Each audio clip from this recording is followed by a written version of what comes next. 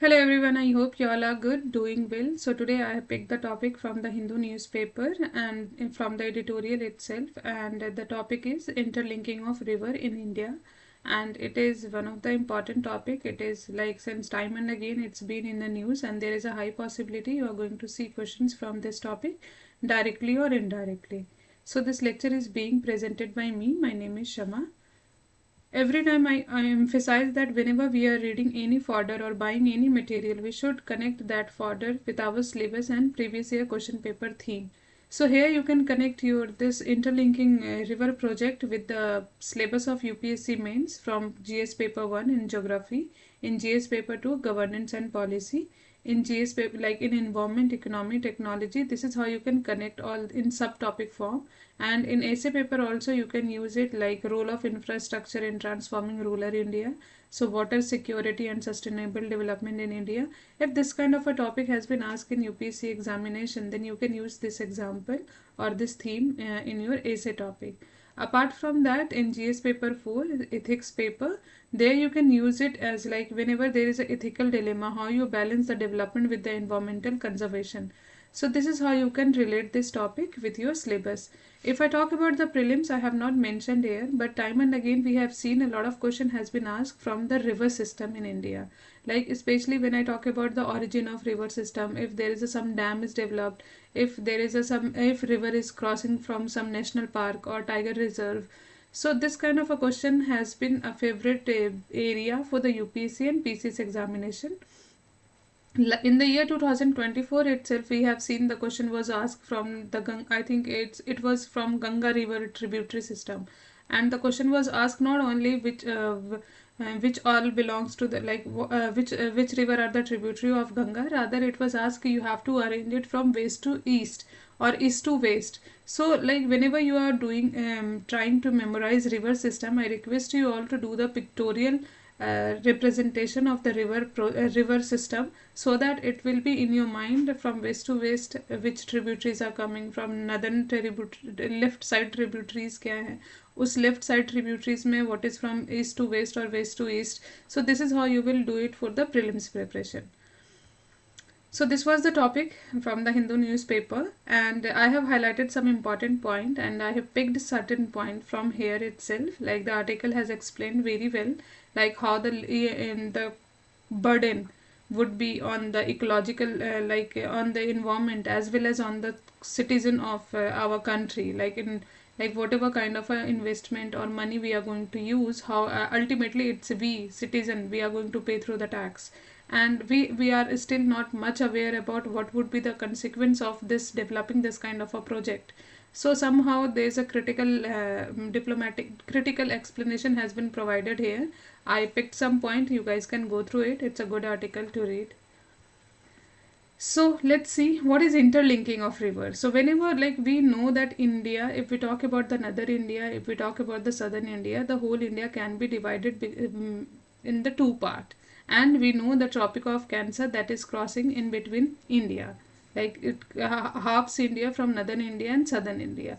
So the river system and the environment, there's a lot of changes from both the part. So like in northern, if I talk about northern India, we see there is a Himalayan river which has always water in it. But when we talk about the peninsular India or southern India, it is not the river is not like it gets water during the monsoon season. So let's define what is interlinking of river. It is an initiative to transfer water from water surplus region to water deficit and rain-fed area through interbasin transfer to ensure greater equity in the distribution of water. So through interlinking water project, river project, what we are doing, we are trying to connect the river. If suppose Ganga is having a lot of water, and the best example would be the Kosi.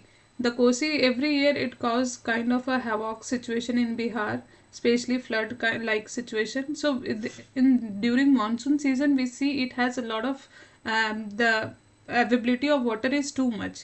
But if we talk about that Mechi river, it does not have that kind of availability of water in that season.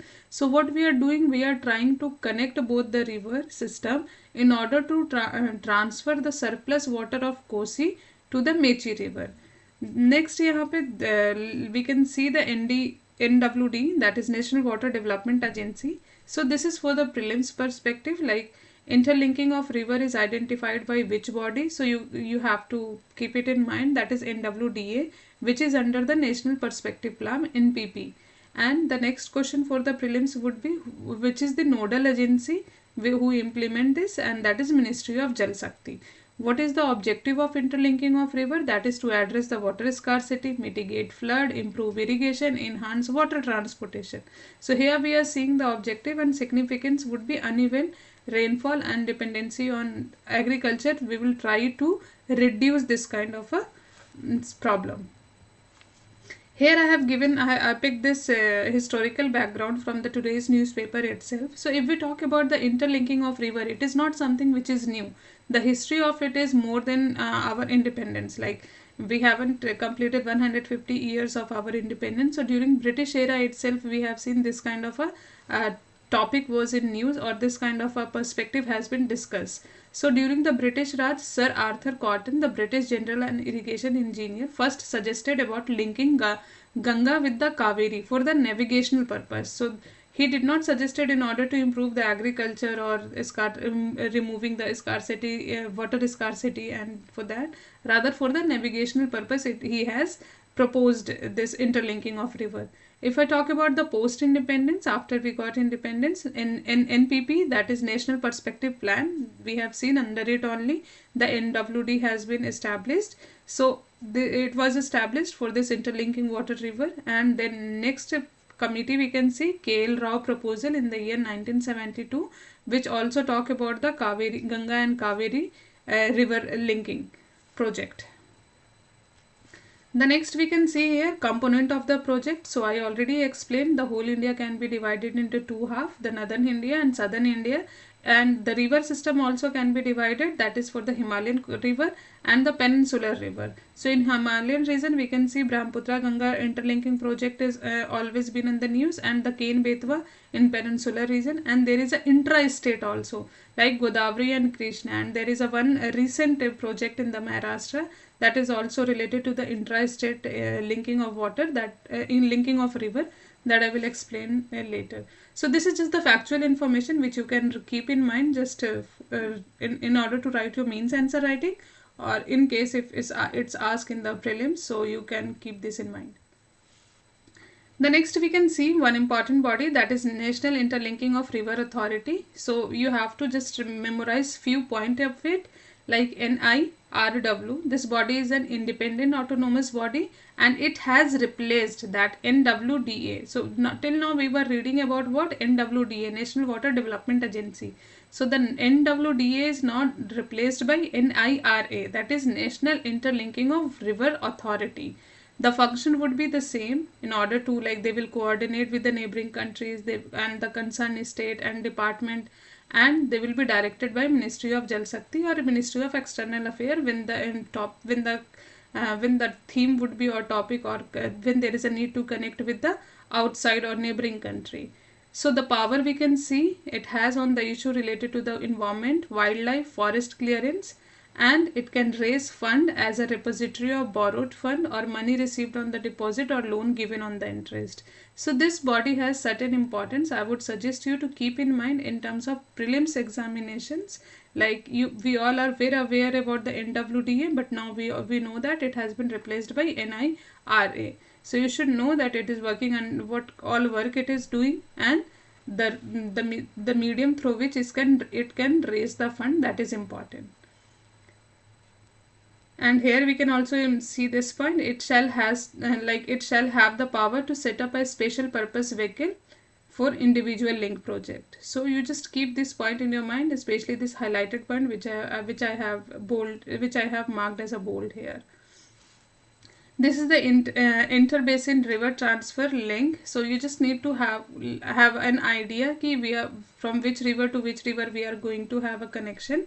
And obviously it's not been passed by the government yet, not all of them, but this is the proposed version of it. So just to have like this Kosi and Mechi river which I was talking. So just have a, like, if you are seeing something related to this point in the newspaper, so you should behave like an vigilant aspirant, and you should see, oh, this topic has some connection with my examination, so just write it down or just try to keep in mind what is there in the newspaper related to this. So next we can see, I was talking about some intra and interlinking river project, interlinking river project, and one I have already discussed, that is the Kosi Mechi linking project. So what they are trying to do, they are trying to address the flood problem, especially in Bihar, and we know Kosi is known as sorrow of Bihar because every year we see flood because of this river, especially during the monsoon season. But I have read somewhere also there is another medium also through which we can tackle this flood system in river. Like what happened during, like, the river of Kosi and the basin of Kosi river has been filled with a lot of sediment. So the sediment is being very high. So the river, if the river is trying to cross from that area, the sediment is already so high, so the river flow outward. That is the reason it create a flood kind of a situation. Suppose this sediment is reduced till here, so the river will get a lot of depth in order to cross the region. So this is how we can also, this perspective also we can keep in mind, rather than just doing the interlinking without having or doing much research on it or its consequence. So this is one of the suggestion which you can use. Here I have written about the Maharashtra government. They have approved recently Wainganga and Nalganga river interlinking project. So you have to see, Wainganga is the tributary of Godavari. As far as I remember, you guys can check it once again. And there you just have to be aware that this is what project, or in terms of prelims, you should aware about this both term Wainganga and Nalganga. So there might not be direct question like this, but there is a prime and again question has been asked, what are the tributaries of Godavari, what are the tributaries of Mahananda, what are the dam which has been developed on this river. So the question has been asked time and again in UPSC and PCS examination. So by keeping that kind of a theme from our previous year question paper, we can have we can give importance to this theme also. And the next, intra-state link proposal of Maharashtra in order to connect Narpar Girna Valley. So you just keep in mind, Narpar Girna Valley link project is being developed where? That is being developed in the Maharashtra state, and that is an intra-state, that is within the state they are trying to develop this kind of a interlinking project. The next, benefit. So we always know that whenever government come with any government or come with any of the project, they always have, there will be always benefit and as well as the consequence, negative and positive both. So if I talk about the benefit, what all it's going to create, if the river would be connected, the surplus river would be connected with the deficit region of river. So we are going to see the water management would be there, like we will help to reduce the regional water imbalance, agricultural growth would be there, flood and drought control as I have already discussed related to the Kosi river, navigational and tourism activity would be boosted, hydropower generation would be given another boost, round the year water availability would be everywhere, not only in terms of a northern river or the river which is surplus during certain region, certain time, it will be having a kind of a round the year water availability in both the river. River interlinking project will also help commercially, like we can develop the tourism and all. And there's a this is also one point, that the rural area will have an alternative source of income, like fish farming etc. could be developed. Next we see here the challenges of the challenges and concern related to interlinking of water. So the one of the biggest concern would be without looking at it, if we think what kind of a havoc it can create in the life of the people, those who are living nearby the region. So displacement would be there, what kind of a mental impact it is going to create. So that is another reason. If we talk about, suppose if there is some tiger reserve which is coming in between, like we can see here in the today's newspaper which I have highlighted here. So in today's newspaper also we can see how this Ken-Betwa river is being developed, but the Panna tiger reserve is somehow being neglected by developing this interlinking project. So what kind of an impact it's going to create on the life of biodiversity itself. So here I have written certain point which you can use, like environmental impact, like it can threaten the biodiversity and ecosystem. displacement, large scale displacement of communities. Here also they have given some, I think, one example they have used from Bihar community, and you might read, then you will see that in the editorial itself. And it is already a high cost project. It is not something the cost would be the cost is going to be on the head of the normal people who are paying tax, and that is being discussed in the editorial itself also. Ecological issue, aqualife would be impacted, deforestation, that is one of the major reason, like major region of concern which we have to look after. And area getting submerged, suppose if we interlink the project, and if there would be too much accessibility of water, or the water flow will be very high, so what kind of a situation it's going to create. Or if suppose if we change the course of the river and it dried up, then what all we are going to see, the what kind of an impact we are going to see in that term. Next we can see dirtying of clean water. River interlinking is an expensive business, I already said. And the one of the biggest example we can see or we can learn, that is from China. China is trying to develop one interlinking project since very long, and it has not completed yet, and a lot of money has been invested in it. So we can learn it from international example also. And there's a one suggestion you could say, like whenever we are doing this kind of a project, we have to be very vigilant, not in terms of only we have to look after the consequence only, rather than seeing the rosy part of that scheme or project. So like the impact on it on environment, the project should be assessed in a scientific manner. And apart from that, we can see like current issue. Already I have talked about this. You can just look after the picture which I have given here. Just read once the name of all the river which has been proposed in order to have the connectivity. So maybe there would be a question, not necessarily. And this is the way forward. Like a stakeholder, we need to collaborate not only with the people, with the government, or like with the department of our government, or with the state only. Rather we have to have a connection with the common people, those who are going to be impacted because of this interlinking river project. Sustainability measure, we have to do the conduct in social impact assessment need to be conducted. Cost optimization is something which we have to do. Alternative solution, we have to focus on the rainwater harvesting, micro irrigation, sprinkle in irrigation. We can see like I have given one example how we can reduce the water sediment of the river. If we remove the sediment of the river or lessen the sediment of the river will not create a flood like situation, especially in terms of Kosi. And we have to look after the planning should be done very carefully. Environmental safeguard need to be taken care, and balanced approaches was we have to look in order to make it more sustainably developed. The next here question paper, the role of NWDA, which is no more NWDA. So the question has been asked already. Necessity and challenges of interlinking water project has been asked. Is interlinking sustainable? Critically analyze. So you can use the point which I have provided here directly in your mains answer writing.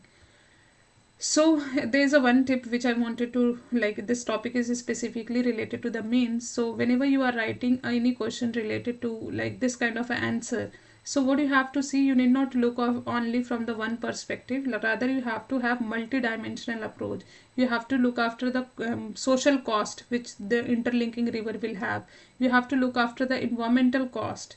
You have to look after the economic as well as political aspect. How we are going to like the state, like we already see, like whenever there is some topic where we need the consensus of all state, so they always become a very big uh, situation, and the state does not come on the same platform every time. So there would be some state which is not getting ready or not being agreeing with the center policy. So we have to look after while developing this kind of a project, how we are going to put or bring all the state on the same table, or how they are going to be agreeing with this kind of a project. So there's a lot of dimension which we have to put while writing this kind of a answer. You can use the especially the exam map and diagram, that will give a kind of a plus point to your answer. And case study which you can see, like I have given one example, Pen-Ganga river is being somehow neglected in order to develop Ken-Betwa interlinking interlinking river. So you can give this kind of example. The next is like what all resources or I have referred and you guys can also refer. That is like you can look after the today's newspaper in order to as a homework, like you should read this editorial and study one international example, like I have given the example of China. So you can look after in newspaper or somewhere, then just write it down in a notebook. If the resources which I have referred here, that is the Niti Aayog report, NWD website, case study on the cane. So that's all for today. I hope I have enriched your knowledge, or I would have provided some point which might have enriched your knowledge. So that's all from my side. Hope to see you soon. Thank you. Don't forget to hit the like button and subscribe this channel, and do share with your family friend if you think this is helpful for them. Thank you. See you soon.